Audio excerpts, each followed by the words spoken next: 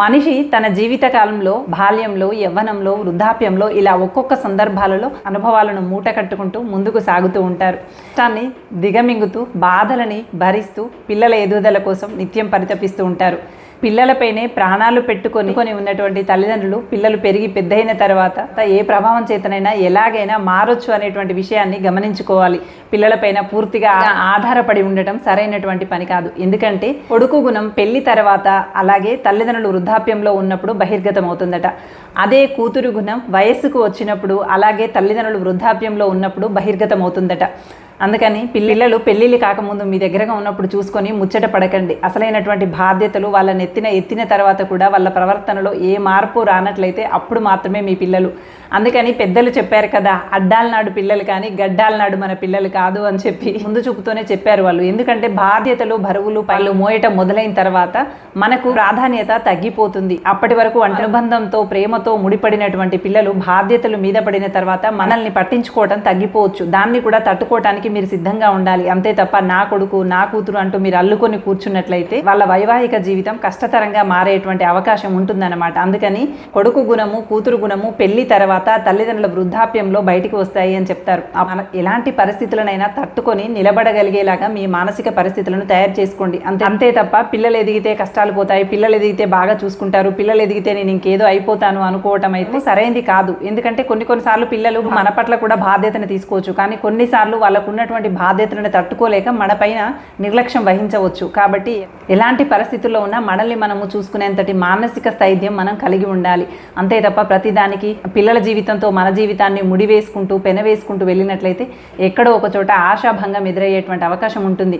అది వాళ్ళ జీవితం. పిల్లలు పెళ్లి చేసుకోవటం, పిల్లలు బాధ్యతాయుతంగా మెదలడం అనేది అది వాళ్ళ జీవితం. ఎంతవరకు ఉండాలో అంతవరకు ఉంటేనే బాగుంటుంది.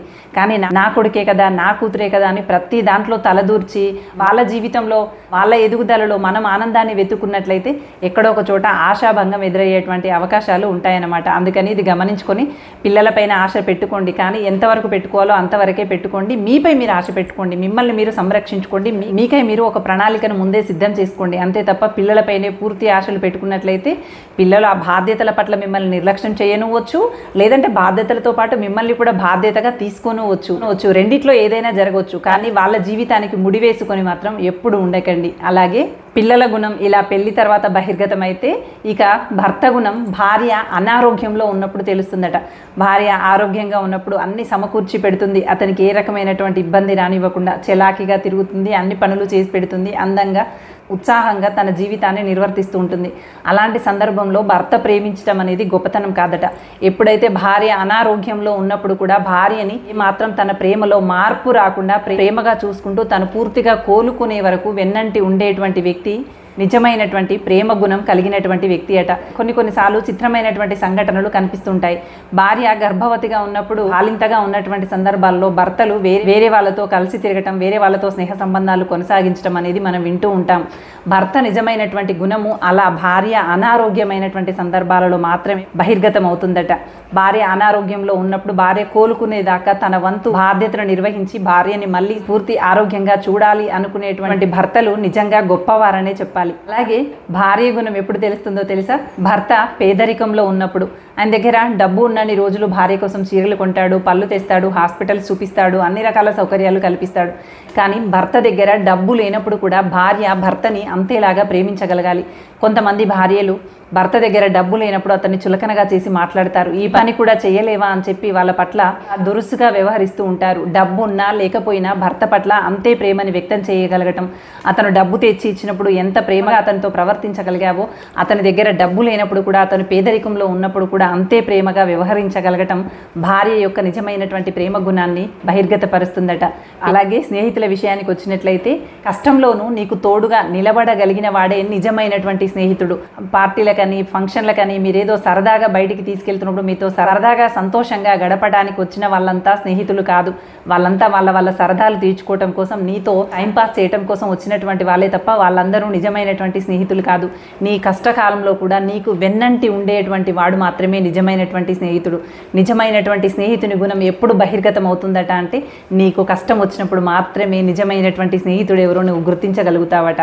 అలాగే మన జీవితంలో అన్నాదమ్ములు అక్కా చెల్లెళ్ళు ఉంటారు కదా, వాళ్ళ గుణం ఎప్పుడు బహిర్గతం అవుతుందట అంటే గొడవలు, పంచాయతీలు, జగడాలు అంటాం కదా, అవి పెట్టుకుంటున్నటువంటి సందర్భంలో మాట తూలాలన్నా, మాట జారాలన్నా వాళ్ళ అన్నా తమ్ములతో, అక్కా చెల్లెళ్ళతో ఎక్కడ దూరమైపోతాము అనేటువంటి స్పృహ కలిగి మాటలు చాలా జాగ్రత్తగా మాట్లాడుతూ జగడాన్ని కూడా ప్రేమ సహితంగా మరల్చుకొని బంధానికి విలువ ఇచ్చేటువంటి వాళ్ళు నిజమైనటువంటి ప్రేమ గుణం కలిగినటువంటి వాళ్ళట. అందుకని గొడవలు పెట్టుకునేటువంటి సందర్భాలలో అన్నా తమ్ముళ్ళ, అక్కా చెల్లెళ్ళ నిజమైనటువంటి ప్రేమ గుణం బహిర్గతం అవుతుందట. అప్పుడే వాళ్ళ నిజమైనటువంటి గుణాలు ప్రేమ రహితమైనవా, ప్రేమ సహితమైనవా అనేవి బహిర్గతం అవుతాయట. జీవితంలో కొడుకు, కూతురు, స్నేహితుడు, అన్నా తమ్ముళ్ళు, అక్కా చెల్లెళ్ళు ఇలా రకరకాల వాళ్ళు మన జీవితంలో మమేకమై ఉంటారు. కానీ వాళ్ళ నిజమైనటువంటి గుణాలు బహిర్గతం అయ్యేవి మాత్రం ఇలాంటి సందర్భాలలోనే బహిర్గతం అవుతూ ఉంటాయి. మామూలుగా ఉన్నప్పుడు ఎవరికి ఎవరమైనా బాగుంటాం, సంతోషంగానే పలకరించుకుంటాం. కానీ అసలైనటువంటి గుణాలు బహిర్గతం అయ్యేటువంటి సందర్భాలు కొన్ని వస్తాయి. ఆ సందర్భాలను కూడా తట్టుకొని నిలబడి నిజమైనటువంటి ప్రేమ గుణాన్ని ప్రదర్శించేటువంటి వాళ్ళ మధ్య ఎలాంటి అపార్థాలు వచ్చినా తిరిగి మళ్ళీ వాళ్ళు బలమైనటువంటి బంధంతో కలుసుకొని ఉంటారు తప్ప వీళ్ళని విడదీయటం ఎవ్వరి తరము కాదు. పెళ్లి తర్వాత బాధ్యతలతో పాటుగా తల్లిదండ్రులను కూడా బాధ్యతగా భావించగలిగినటువంటి కొడుకు, కష్టకాలంలో నిజమైనటువంటి స్నేహం చేయగలిగేటువంటి స్నేహితుడు, అనారోగ్య పరిస్థితుల్లో భార్యను అర్థం చేసుకొని భార్య ఆరోగ్యవంతంగా తయారయ్యేంత వరకు సహకరించేటటువంటి భర్త పేదరికంలో ఉన్నప్పటికీ కూడా అనుకూలవతి అయినటువంటి భార్య, బంధాలను నిలుపుకోవాలనేటువంటి ఉద్దేశంతో ఒక్క మాట కూడా జారనటువంటి రాజీ పడే స్వభావం కలిగినటువంటి అన్నా తమ్ముళ్ళు, అక్కా చెల్లెళ్ళు ఇలాంటి వాళ్ళు కనుక మన జీవితంలో ఉన్నట్లయితే వాళ్ళ పట్ల మర్యాదగా ప్రవర్తిద్దాము. మనం కూడా తిరిగి అంతే ప్రేమను ప్రదర్శిస్తూ బంధాలను నిలబెట్టుకునేటువంటి ప్రయత్నం చేద్దాం. Thank you for watching. Bye.